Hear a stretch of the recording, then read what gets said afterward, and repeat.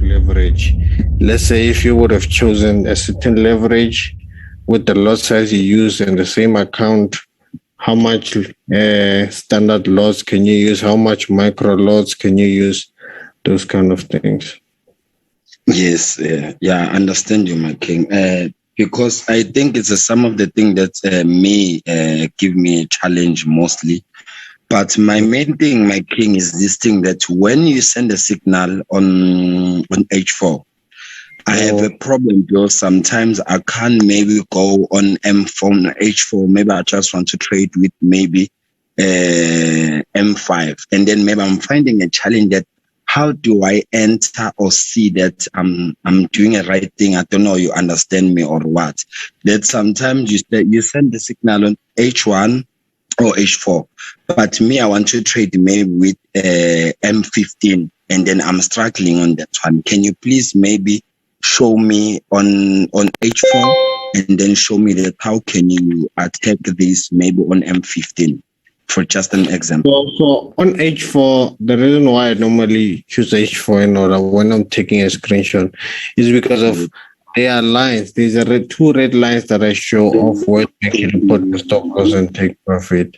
Now, when I read those lines, you find out when I'm on 15 minutes or when I'm on a smaller time frame, you cannot be able to see those lines. So in order for me to take a good screenshot for you guys, go into a bigger time frame so that there's everything can be visible there. So it's not a matter of trading decision made based on time frames. It's just a matter of taking a screenshot so that it can be very much clear on your side, so that you can be able to also saw the stop loss indicated with the red line and where we expect the market to go, meaning our take profit indicated with the red line.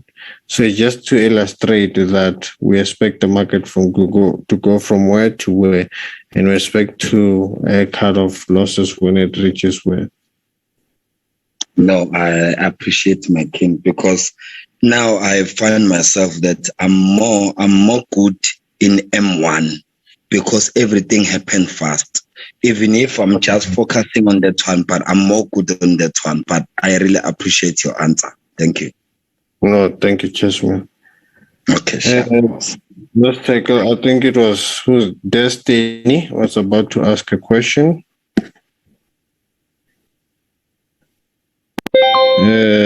If you're still here, Destiny, you can ask it.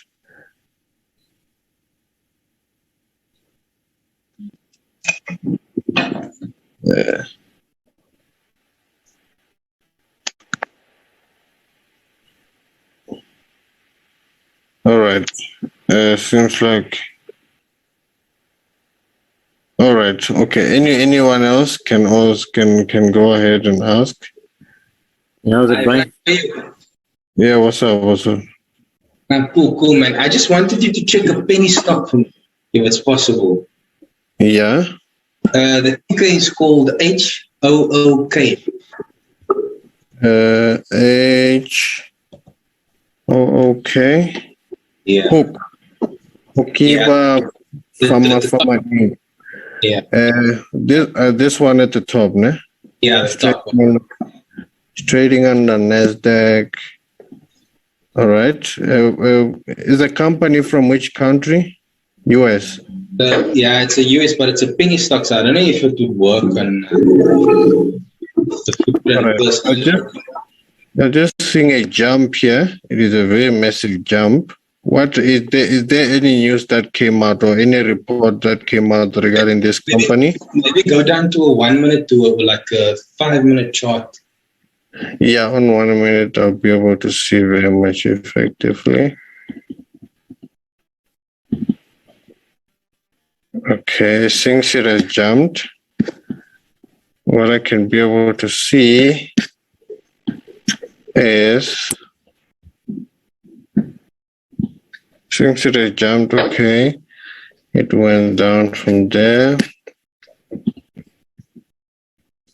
And again,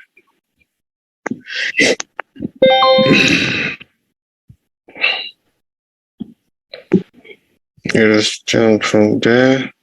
So I think on 5 minutes, we must be able to see a buy divergence, which will be very direct. Oh, yes, there we go. I knew it. So here it is. Yeah, you can expect this thing to be buying. You can just try that out, and you also inform me on how did it go about. So it makes sense to buy this thing. Because I'm sure even 15 minutes must have even crossed and showed the footprint. No, it hasn't. So what you can do is that wait for 50. If 15 minutes can cross to the upside, meaning the two lines can cross, that's when I can be convinced that, okay, this is a very big movement to the upside. So just simply wait for 15 minutes, actually. And what you can also do is to be able to draw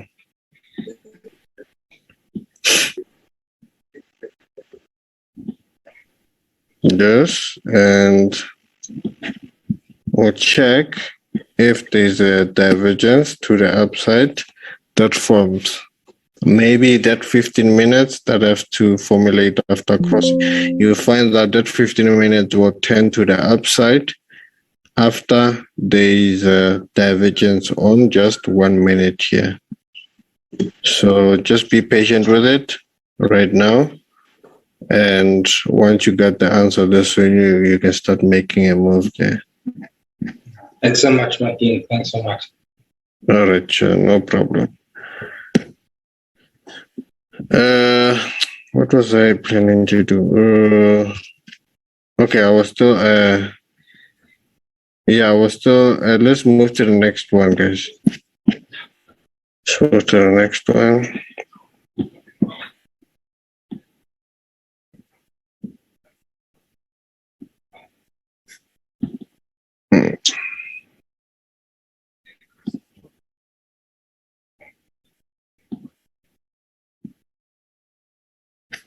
Oh my God. Before we move, there's something happening that is interesting. So there's about to be a divergence, just like I've seen. And if this can happen right now, listen. What is happening here? I saw the stochastic came to this point, thinking that there will be a very steep divergence. And this is one of the things that you guys might learn from, to show that if you don't wait for the two lines to cross, you're setting yourself up for failure. Because even if you see a divergence, but if the two lines have not crossed, you'll be in a situation where you've entered at the wrong place. And of course, the analysis will just be all over and there'll be more confusion again. So, yeah. Yeah, guys. Is there anyone who want to ask me the last question? Because we have about 3 minutes down to go. 3 minutes to go. Can you please analyze US 100? Nasdaq. Yes. Which time frame? Just saying, Nasdaq, I'm seeing it going up because I'm seeing divergence. Yes, there's a bullish momentum. So yeah, this thing I would say is going up. Let me check a bigger time frame. Definitely going up. Oh yeah, it's definitely going up. Yeah, something that is going on a bullish, because there's even a footprint that happened. So, and this is one of the things that you might learn from. So, this was a footprint. This was the first layer, the first layer. And right now we're waiting for the sell divergence. 1 minute has not even showed. And you find that by the time 1 minute 1 hour shows us a divergence that is like this. This market is already here, meaning it has passed that phase. But in a way, through the current line. yeah, so it must be, the first point must be higher than the second point. But you find out this point, it has passed when the divergence is starting to form. So be careful of that kind of a situation. But from now, looking at what is actually happening here,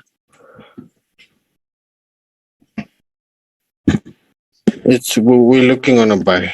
We're looking on a buy because there's a footprint that even got broken on the opposite. The buy footprint in order to take this trade up. And only there, what we can do, we can only draw a footprint there. There's no divergence that we can be able to use here. So it is something that we just have to, it will have to create, let's say, a divergence so that we can add more trades To the upside. to the upside. So yeah, on this one, we should have entered early. And right now, obviously, we should be in profit, but In profits right now. of course, yeah, definitely. Then it just be the matter of continuing, going with it to the upside, and obviously looking for your divergences and everything of that sort.